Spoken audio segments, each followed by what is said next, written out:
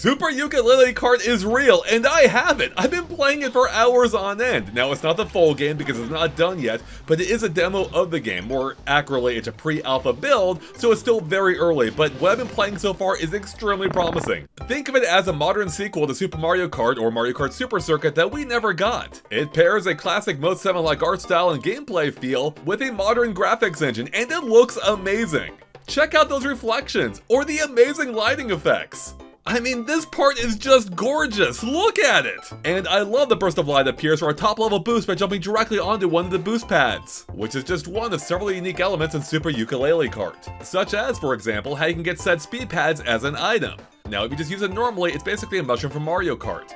But you can also throw it ahead of you too to make it part of the track itself, allowing you to reuse it lap after lap, though your opponents can too. Just try to be smarter about it than I am in this clip. Furthermore, you can even drop it behind you as well, where it will evidently send anyone who runs into it backwards. Speaking of items, there were 8 of them in total in the demo, a fair amount of which have a clear equivalent in Mario Kart. You've got these bat bombs, which are basically a super horn, though you can also throw them ahead of you or drop them behind you. There's a cannonball, which is basically the green shell, the honey traps, which are basically bananas, the boost pads, which as we mentioned are basically mushrooms, these homing birds, which are red shells, the tonic, which is basically the star, the shrink ray, which is basically the lightning bolt, and the coins, which are, well, coins. Although in this one, you can apparently throw them at your opponents too. Although that didn't appear to be available to us in the demo. Beyond the items, we also know about a new mechanic called the Rage System, which apparently allows you to finally get revenge for being Mario Karted too much. Sounds amazing, right?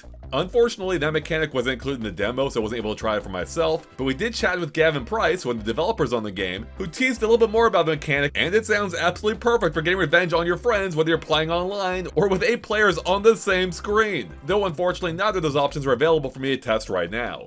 Instead, the demo focuses on the single-player experience, either with a Grand Prix consisting of 4 races, including a couple that are a bit different than usual, along with a Versus mode, which gives you a taste of the vast amount of options available in this game, or time trials as well. Now, although it's not in the demo, we do know that there's going to be a deep story mode in the game as well, where you'll be able to cash in the coins you collect between races for powerful perks. But since the coins also increase your top speed, you're gonna have to trade a bit of that in if you want an advantage elsewhere. Now, when it comes to racing games, control and handling is paramount. It needs to feel good. And I'm so happy to say that I immediately felt at home in Super Yooka-Laylee Kart. For me, it felt most similar to Super Mario Kart on the Super NES, though a little bit less squirrely, but it uses a power slide system with 2 tiers of boost more akin to the more recent Mario Kart games, though not the most recent as those feature 3 tiers rather than 2.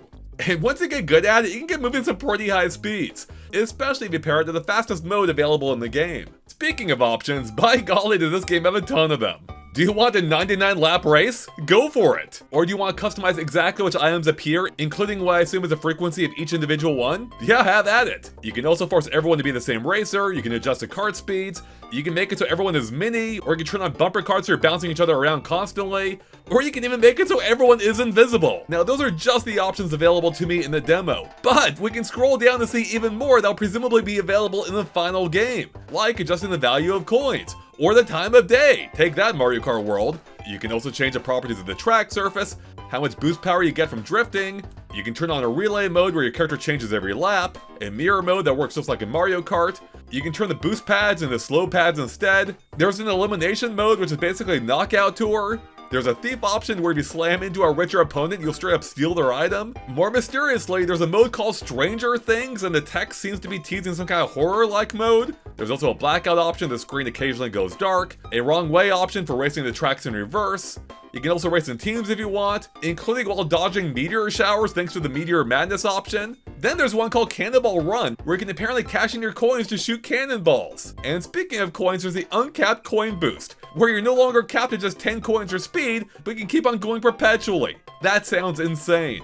Yeah, this game's got a lot going on, at least on paper, but I have to say from playing it pretty much endlessly since I got the demo, I've been having so much fun, even with just 2 tracks and 4 characters in the demo, though, based on my count off the trailer, we can confirm seemingly at least 6 tracks in total, and 8 characters if you count Capital B, which I assume will be playable, but I guess we don't know for sure. He could be like a Whizpig type boss as part of the story mode, which again, I want to stress, there is a story mode too, which by the way, if you watch our interview with Gavin Price, he goes far more in-depth into things you're considering or adding to the game, including the story mode, the rage mechanics, more items and uses for them, tons more than I can go into here. So make sure to watch our full interview. I'll link to it on the screen and in the description below. It is well worth a watch, and if you're excited for this game, you're going to want to watch that interview. Now, I know some of you may have been expecting something a little closer to the more modern Mario Kart games, being full-on 3D, maybe open world, but I have to say, after going hands-on with Super Yooka-Laylee Kart, I think this is the right path, or shortcut perhaps, because there are tons of shortcuts in this game.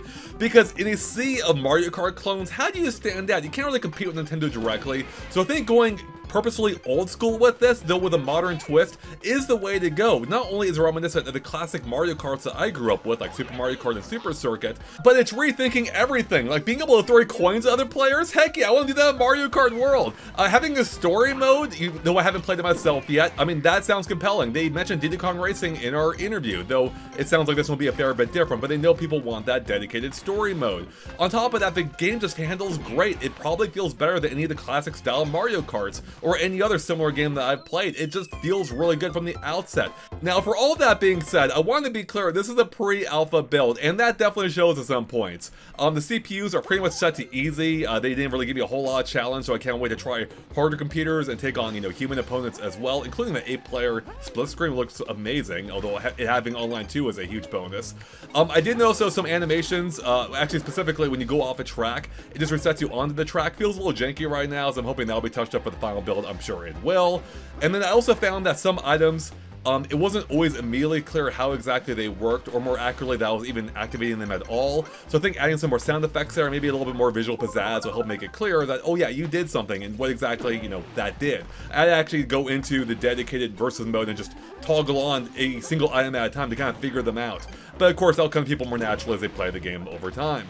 Overall though, super excited for this game. It looks awesome, and I've been very lucky to have the ability of being able to play with it, so you guys can get my impression. So with everyone, thank you for watching. Go watch the interview I have with Gavin. There's lots more there, and with that, we'll catch you later. Bye everyone.